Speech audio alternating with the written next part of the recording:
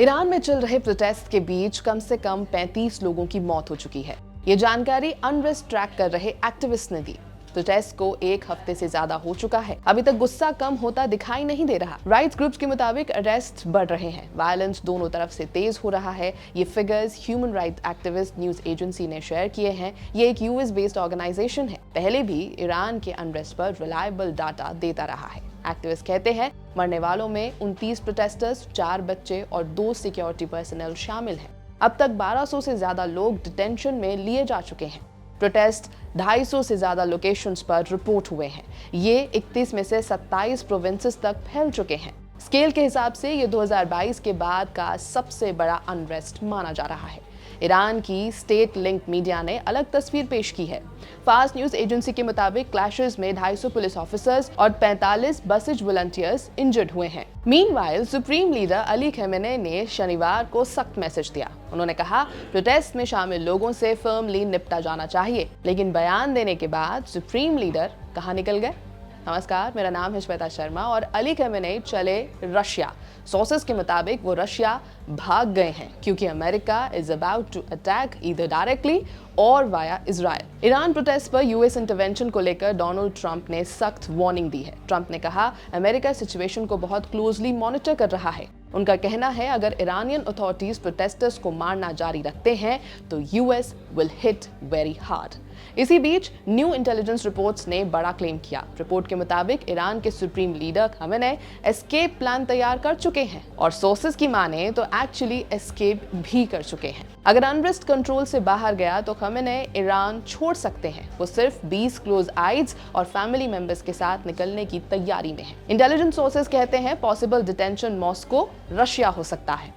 इसकी वजह पुतिन के साथ क्लोज टाइज बताई जा रही हैं। ये प्लान सीरिया के फॉर्मर लीडर बशर अल असाद के एस्केप ऑप पर बना है। असाद 2024 में रशिया भाग गए थे। रिपोर्ट के मुताबिक एग्जिट रूट्स, फॉरेन एसेट्स और कैश एक्सेस पहले से रेडी रखा गया है। खमेनी के बेटे मुज्तबा खमेनी का भी इस प्लान में रोल बताया जा रहा है। मुज्तबा पर एक मैसिव फाइनेंशियल एम्पायर कंट्रोल करने का आरोप है। मीनवाइल ईरान में प्रोटेस्ट सेकेंड वीक में पहुंच गए हैं। इकोनॉमिक कोलैप्स, इन्फ्लेशन और करेंसी क्राइसिस से लोग गुस्से में हैं।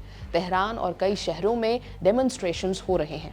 प्रोटेस्टर्स का आरोप है कि सिक्योरिटी फोर्सेस लाइव फायर और टीयर गैस यूज कर रही है। ईरान के रेवोल्यूशनरी गार्ड, बसिज मिलिशिया, पुलिस और आर्मी सब डायरेक्टली सुप्रीम लीडर के अंडर आते हैं। वेस्टर्न इंटेलिजेंस के मुताबिक खमेनी पॉलिटिकली और फिजिकली दोनों तरह से वीक होते जा रहे हैं। इजराइल के साथ पिछले साल हुई 12 दिन की वॉर के बाद वो ज्यादा पब्लिक अपीयरेंसेस भी नहीं कर रहे। सड़कों पर एक नया स्लोगन गूंज रहा है, no to Gaza, no to Lebanon, सिर्फ ईरान के लिए जान। पर क्या रशिया खमेनी का साथ देगा? क्या Russia officially legally refuge provide करवा सकता है? रशिया खमेनी को रिफ्यूज दे सकता है। इसकी वजह है क्राइसिस के टाइम एलाइज को असाइलम देने का रशिया का रिकॉर्ड। रशिया ईरान टाइज काफी स्ट्रॉन्ग हैं। दोनों देशों के बीच स्ट्रेटेजिक अलायंस है। मिलिट्री कॉपरेशन भी गहरा है। वेस्ट के इन्फ्लुएंस के खिलाफ मॉस्को और तेहरान अक्सर एक साथ खड़े दिखाई देते हैं। रशिया ईरान को मिडिल ईस्ट में एक की पार्टनर मानता है। इजराइल वॉर जैसे कॉन्फ्लिक्ट्स में भी रशिया ने ईरान का साथ दिया। असाइलम का प्रेसिडेंट भी है। 2024 में रशिया ने सीरिया के प्रेसिडेंट बशर अल असाद को असाइलम दिया था। दमास्कस पर रिबेल्स के कब्जे के बाद रशिया ने ह्यूमैनिटेरियन ग्राउंड्स का हवाला दिया था। इस पॉलिसी से एलाइड लीडर्स को मैसेज जाता है, क्राइसिस में रशिया एक सेफ हेवन बन सकता है और इससे मॉस्को का जियोपॉलिटिकल लेवरेज भी बढ़ता है। लेकिन क्या रशिया खमेनी को रिफ्यूज देगा? अगर इतिहास देखें तो जवाब है हाँ।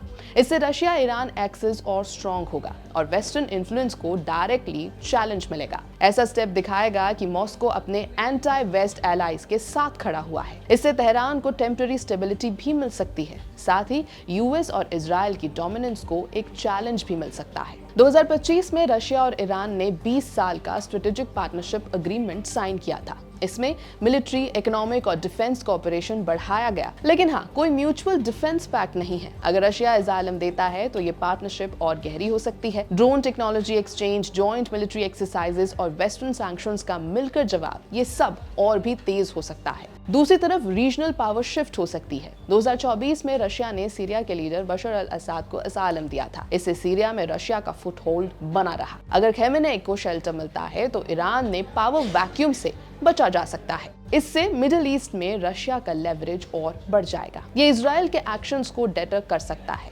एक्सिस ऑफ रेजिस्टेंस को भी एकजुट कर सकता है। लेकिन बशर अल असद का वक्त और आज खमेनी का वक्त अलग अलग है। आज अमेरिका ने वेनेजुएला पर स्ट्राइक्स किए हैं, लेकिन रशिया के साथ डील करने के बाद रशिया को यूक्रेन पर फुल इन्फ्लुएंस करने का मौका दे दिया तो वेनेजुएला अमेरिका ने अपने लिए रख लिया। इसलिए तो अब रशिया ज़ेलेंस्की को मादुरो की तरह ही कैप्चर करने की तैयारी कर रहा है और इस तैयारी की हिम्मत रशिया को अमेरिका ने ही दी है। जबकि अब तक तो अमेरिका वॉर रोकने की अपील कर रहा था, रशिया को पुशबैक कर रहा था, लेकिन वेनेजुएला के बाद यूक्रेन की डील जब से हुई तो बदलाव बड़े बड़े हो गए। इस पर विस्तार से रिपोर्ट मैंने ही एबीपी लाइव पर की थी। फिलहाल अमेरिका के साथ ऐसी डील के सिनेरियो में Russian president Vladimir Putin Khamenei को रिफ्यूज देंगे या नहीं इज द बिग क्वेश्चन। वो क्या करेंगे ये देखना होगा। यह है एबीपी लाइव, मेरा नाम है श्वेता शर्मा।